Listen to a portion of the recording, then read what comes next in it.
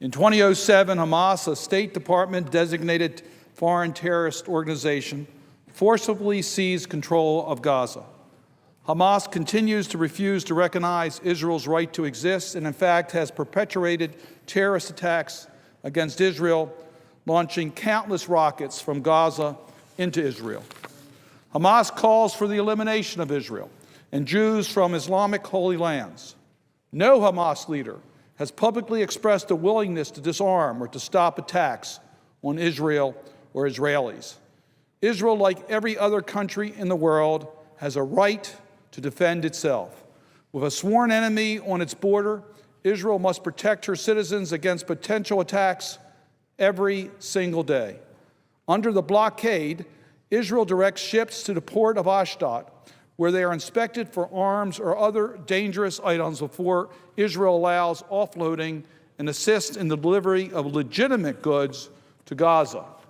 We know that Israel's concerns about arms transfer to Gaza are legitimate because both weapons and raw materials are smuggled into Gaza through tunnels from the Sinai in Egypt.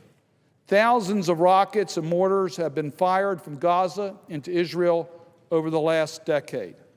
Just last week, Israel has shown signs of compromise, announcing its intentions to ease the blockade and allow more civilian goods and humanitarian aid to enter the Palestinian territory by land, including construction materials for civilian projects.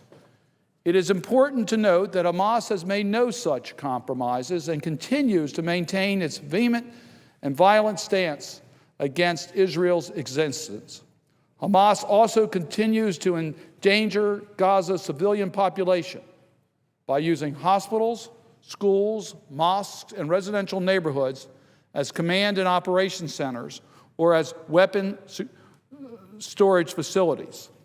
While Hamas claims to be the popular representatives of the Palestinians in Gaza, their actions show that they hardly care for the plight of the average Gazan, as their rule deprives their own people of transparent democracy, civil rights, and freedom.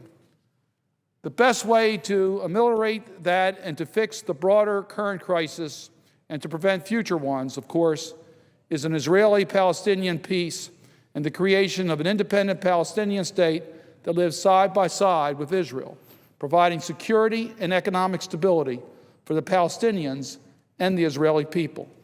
Today, it is Israel who continues to acknowledge the necessary framework for any peace agreement.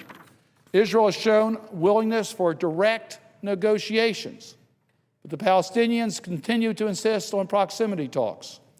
Israel is seeking to make peace with a partner whose parliament is controlled by Hamas, an organization still sworn to the destruction of Israel.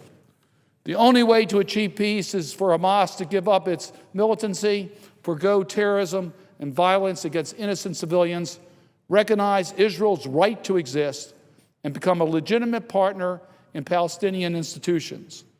The more than 1 million Palestinians living in Gaza deserve that.